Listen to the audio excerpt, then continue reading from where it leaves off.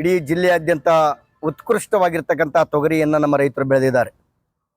ಇವತ್ತಿನ ಹವಾಮಾನದ ವೈಪರೀತ್ಯದ ಮಧ್ಯದಲ್ಲಿಯೂ ಕೂಡ ಅಲ್ಪ ಸ್ವಲ್ಪ ಉತ್ತಮವಾಗಿರ್ತಕ್ಕಂಥ ತೊಗರಿ ಬೆಳೆದಿರೋ ನಮ್ಮ ರೈತರು ಸರ್ಕಾರ ಇತ್ತೀಚೆಗೆ ಇದಕ್ಕಿಂತ ಮೊದಲು ಪ್ರಾರಂಭಿಕ ಹಂತದಲ್ಲಿ 10,500 ರೂಪಾಯಿ ಪರ್ ಕ್ವಿಂಟಲ್ ಇದ್ದಂಥ ತೊಗರಿ ಇವತ್ತು ಏನು ಆವಾಕ ಆಗ್ತಾ ಇದೆ, ಆ ಸಂದರ್ಭದಲ್ಲಿ ಇವತ್ತಿನ ಮಾರ್ಕೆಟ್ 6,500 ರೂಪಾಯಿ ಪರ್ ಕ್ವಿಂಟಲ್ ಮಾರಾಟ ಆಗ್ತಾ ಇದೆ. ನಮ್ಮ ರೈತರಿಗೆ ಕೇಂದ್ರ ಸರ್ಕಾರ ರೈತರ ಬೆಳೆದ ಬೆಳೆಗಳಿಗೆ ಬೆಲೆ ಬಿದ್ದಂಥ ಸಂದರ್ಭದಲ್ಲಿ ಕನಿಷ್ಠ ಬೆಂಬಲ ಬೆಲೆಯನ್ನು ಸರ್ಕಾರ ಒಂದು ಕಾನೂನಾಗಿ ಇವತ್ತು ರೂಪಿಸಿ ಆದೇಶ ಮಾಡಿದೆ. ಇವತ್ತು 7,550 ರೂಪಾಯಿ ಪರ್ ಕ್ವಿಂಟಲ್ ಸರ್ಕಾರದ ಖರೀದಿ ಕೇಂದ್ರದ ಯೋಜನೆ ಜಾರಿ ಇದೆ. ಈಗಾಗಲೇ ಸರ್ಕಾರ 2/1/2025 ಸುಮಾರು ಈಗಾಗಲೇ 20 ದಿನಗಳು ಕಳೆದು ಹೋಗಿದ್ರು ಕೂಡ ಇಲ್ಲಿಯವರೆಗೆ ಏಜೆನ್ಸಿಯವರು ನೋಂದಣಿ ಪ್ರಾರಂಭ ಮಾಡಿಲ್ಲ. ಇವತ್ತು ನೋಂದಣಿ ಅವ್ರು ಕೇಳಿದ್ರೆ ಯಾಕೆ ನಿಮ್ಮ ನೋಂದಣಿ ಪ್ರಾರಂಭ ಆಗ್ತಾ ಇಲ್ಲ ಅಂತಂದ್ರೆ ಸಾಫ್ಟ್ವೇರ್ ಅಲ್ಲಿ ಪ್ರಾಬ್ಲಮ್ ಇದೆ ಅಂತಕ್ಕಂಥ ಮಾತನ್ನ ಇವರು ಆಡ್ತಾ ಇದ್ದಾರೆ. ಮೊನ್ನೆ ಈ ರಾಜ್ಯದ ಮುಖ್ಯಮಂತ್ರಿಗಳು, ಈ ರಾಜ್ಯದ ಕೃಷಿ ಮಂತ್ರಿಗಳು, ಈ ರಾಜ್ಯದ ಕೃಷಿ APMC ಸಚಿವರು ಬಹಳ ಗಂಭೀರವಾಗಿ ಇದನ್ನು ಪರಿಗಣಿಸಬೇಕು. ಇವತ್ತು ನಾವು ಸರ್ಕಾರಕ್ಕೆ ಹೇಳಿಕೆ ಬಯಸ್ತೇವೆ, ಏನ್ ಸರ್ಕಾರ ರೈತರ ಮಾಲ್ ಖರೀದಿ ಮಾಡ್ತಿರೋ ಏನ್ ದಲಾಲರ ಮಾಲ್ ಖರೀದಿ ಮಾಡ್ತಿರೋ? ಈಗ ರೈತರ ಹೋರಾಟ ಮಾಡ್ತಾ ಬಂದಾಗ್ಲೂ ಕೂಡ ಇಲ್ಲಿಯವರೆಗೆ ಸರ್ಕಾರ ಗಂಭೀರವಾಗಿ ಇದನ್ನು ಪರಿಗಣಿಸಿಲ್ಲ. ರೈತರು ಕಷ್ಟಪಟ್ಟು ಬೆಳಿತೀವಿ ನಾವು, ಆದ್ರೆ ಬೆಲೆ ನಿಗದಿ ಮಾಡ್ತಕ್ಕಂಥ ಶಕ್ತಿ ನಮ್ಮ ಹತ್ರ ಇಲ್ಲ. ಇವತ್ತು ಮಾರ್ಕೆಟ್ ಅಲ್ಲಿ ವರ್ತಕರು ಅಡ್ಡ ದುಡ್ಡಿ ಬಾಯಿಗೆ ಬಂದಂತೆ ಮನುಷ್ಯ ಇಚ್ಛೆ ಇವತ್ತು ಹೆಂಗೆಂಗೋ ರೇಟನ್ನು ಕಡಿಮೆ ಮಾಡಿ ಖರೀದಿ ಮಾಡ್ತಕ್ಕಂಥದ್ದು ಸರ್ಕಾರಕ್ಕೆ ಏನು ಕಾಣೋದಿಲ್ವಾ? ಈ ಏಜೆನ್ಸಿಗಳಿಗೆ ಏನು ಶಿಕ್ಷೆ ಇಲ್ವಾ? ಏನು ಏಜೆನ್ಸಿಯವರು ಏನು ತೊಗರಿ ಬಿಡಿಸಕ್ಕೆ ಹೋಗ್ಯಾರೋ, ಎಲ್ಲಿ ಹೋಗ್ಯಾರೋ ಅಂತಕ್ಕಂಥದ್ದನ್ನ ನಾವು ಕೇಳಬೇಕಾಗತ್ತೆ.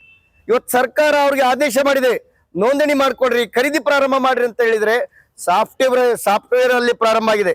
ಅರೇ ಸ್ವಾಮಿ, ಸಾಫ್ಟ್ವೇರ್ ಪ್ರಾಬ್ಲಮ್ ಆಗಿದ್ರೆ ಏನಾಗಿದೆ ನಿಮಗೆ? ಖರೀದಿ ಏಜೆನ್ಸಿಗಳೇನದಾವ ಇವ್ರಿಗೆ ಗೊತ್ತಿದೆ. ಸರ್ಕಾರ ಸುಮಾರು 10-15 ವರ್ಷಗಳಿಂದ ಇವೇ ಏಜೆನ್ಸಿಗಳಿಗೆ ಕಡಲೆ ಆಗಿರ್ಬೋದು, ಹೆಸರಾಗಿರ್ಬೋದು, ತೊಗರಿ ಆಗಿರ್ಬೋದು, ರಾಗಿ ಆಗಿರ್ಬೋದು, ಜೋಳ ಆಗಿರ್ಬೋದು, ಖರೀದಿ ಏಜೆನ್ಸಿಗಳಾಗಿ ಇವೇ ಏಜೆನ್ಸಿಗಳಿಗೆ ಕೊಡ್ತಾರೆ.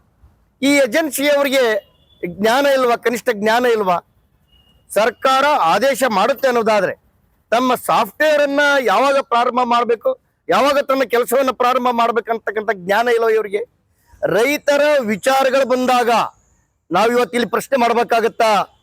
ಯಾಕೆ ಈ ರಾಜ್ಯದ ಮುಖ್ಯಮಂತ್ರಿಗಳು, ಈ ರಾಜ್ಯದ ಕೃಷಿ ಮಂತ್ರಿಗಳು, ನಮ್ಮ ಕ್ಷೇತ್ರದ ಶಾಸಕರುಗಳು ಯಾಕೆ ನೀವು ಗಂಭೀರವಾಗಿ ಪರಿಗಣಿಸೋದಿಲ್ಲ? ಈ ಕ್ಷೇತ್ರದ ಮಾನ್ಯ ಶಾಸಕರಿಗೆ ನಾನು ಪ್ರಶ್ನೆ ಮಾಡಲಿಕ್ಕೆ ಬಯಸ್ತೇನೆ. ಇಡೀ ಕುಷ್ಟಗಿಯಲ್ಲಿ ಉತ್ತಮವಾಗಿ ಅತಿ ಹೆಚ್ಚು ತೊಗರಿಯನ್ನ ಬೆಳೆದಿರ್ತಕ್ಕಂಥದ್ದು, ವಿಶೇಷವಾಗಿ ಈ ವರ್ಷ ತೊಗರಿ ಪ್ರದೇಶವೂ ಕೂಡ ಹೆಚ್ಚಾಗಿತ್ತು. ಬಹಳ ಗಂಭೀರವಾಗಿ ತಗೋಬೇಕು. ನಮ್ಮ ಮುಖ್ಯ ಸಚೇತಕರಾಗಿದ್ದೀರಿ, ತಾವು ದಯವಿಟ್ಟು ಸರ್ಕಾರಕ್ಕೆ ಪ್ರಶ್ನೆ ಮಾಡಬೇಕು. ಎಲ್ಲ ಕೊಳ್ಳೆ ಹೊಡೆದ ಮೇಲೆ ದಿಡ್ಡಿ ಬಾಗಿಲಕ್ಕ ಹಾಕಿದ್ರು ಅನ್ನಂಗ ಖರೀದಿ ಕೇಂದ್ರಗಳನ್ನ ಪ್ರಾರಂಭ ಮಾಡ್ತೀರಿ, ಅದೇ ವರ್ತಕರಿಗೆ ನೀವು ಲಾಭ ಮಾಡಿಕೊಡ್ತೀರಿ ಹೊರತು ಈ ರಾಜ್ಯದ, ಈ ದೇಶದ ರೈತರಿಗೆ ನೀವು ಅನುಕೂಲ ಮಾಡೋದಕ್ಕೆ ಆಗೋದಿಲ್ಲ. ಆದ್ರೆ ನಾವು ರೈತರು ಕಷ್ಟಪಟ್ಟು ಬಿಸಿಲು, ಚಳಿ, ಮಳೆ ಯಾವುದನ್ನು ನಾವು ಲೆಕ್ಕಿಸೋದಿಲ್ಲ. ನಮ್ಮ ಕುಟುಂಬದವರು ಎಲ್ಲರೂ ಕೂಡ ಕಷ್ಟಪಟ್ಟು ನಾವು ದುಡಿದು ಈ ದೇಶಕ್ಕೆ ನಾವು ಅನ್ನ ಹಾಕ್ತಿವಿ, ಬೆಳಿತೀವಿ. ಬೆಳೆದ ಮೇಲೆ ಮಾರ್ಕೆಟ್ಗೆ ತಂದಾಗ ನಿಮ್ಮ ಮನಸೋ ಇಚ್ಛೆ ರೇಟ್ ಮಾಡಿ ನಮ್ಮನ್ನು ನೀವು ಕೊಲೆ ಮಾಡ್ತಾ ಇದ್ದೀರಿ. ಹೀಗಾಗಿ ಇದಕ್ಕೆ ನೇರವಾಗಿ ಹೊಣೆ ನಮ್ಮನ್ನ ಆಡಳಿತ ಮಾಡ್ತಕ್ಕಂಥವ್ರು ಇದನ್ನು ಬಹಳ ಗಂಭೀರವಾಗಿ ಪರಿಗಣಿಸಬೇಕು. ಇಲ್ಲದೆ ಇದ್ರೆ ನಾಳೆ ನಾವು 2-3 ದಿನಗಳಲ್ಲಿ ನೀವೇನಾದ್ರೂ ಖರೀದಿ ಕೇಂದ್ರಗಳನ್ನು ಪ್ರಾರಂಭ ಮಾಡದೆ ಹೋದ್ರೆ APMCಗೆ ಬಂದ್ ಮಾಡುವುದರ ಮೂಲಕ ಹೋರಾಟ ಮಾಡಬೇಕು ಅಂತ ಹೇಳಿ ನಾನು ಹೋರಾಟ ಮಾಡ್ತೀವಿ ಮುಂದಿನ ದಿನಗಳಲ್ಲಿ ಅನ್ನೋದನ್ನ ನಾನು ಈ ಮೂಲಕ ಎಚ್ಚರಿಕೆ ನೀಡಲಿಕ್ಕೆ ಬಯಸ್ತೇನೆ. ಬನ್ನಿ ಸರ್, ಅಲ್ಲಿ ಎಷ್ಟು ಅವಾಕ್ ಆಗ್ತಾ ಇದೆ, ಏನಾಗ್ತಿದೆ ನಿಮ್ಗೆಲ್ಲ ತೋರಿಸ್ತೀನಿ ಬರ್ರಿ. ಹುಳ್ಳಿ ಬಂತ? ಆತ್ಮೀಯ ನನ್ನ ರೈತ ಬಂಧುಗಳೇ, ಈಗಾಗಲೇ ಶೀತಲೀಕರಣ ಘಟಕ ಇದೆ, ರಾಷ್ಟ್ರೀಯ ಹೆದ್ದಾರಿಯಲ್ಲಿ ಶೀತಲೀಕರಣ ಘಟಕ ಇದೆ. ಪ್ರತಿ ಕ್ವಿಂಟಲ್ಗೆ 30 ರೂಪಾಯಿ ಮಾತ್ರ ಇದೆ. ಯಾವಾಗ ಬೆಂಬಲ ಬೆಲೆ ಯೋಜನೆಯಡಿಯಲ್ಲಿ ಖರೀದಿ ಕೇಂದ್ರ ಪ್ರಾರಂಭ ಆಗುತ್ತೆ ತೊಗರಿದು, 2-3 ದಿನಗಳಲ್ಲಿ ತೊಗರಿ ಕೇಂದ್ರ ಪ್ರಾರಂಭ ಆಗಲೇಬೇಕು, ಹಾಗೆ ಆಗುತ್ತೆ. ದಯವಿಟ್ಟು 7,550 ರೂಪಾಯಿ ಸರ್ಕಾರದ ಬೆಂಬಲ ಬೆಲೆ ಯೋಜನೆ ಇದೆ.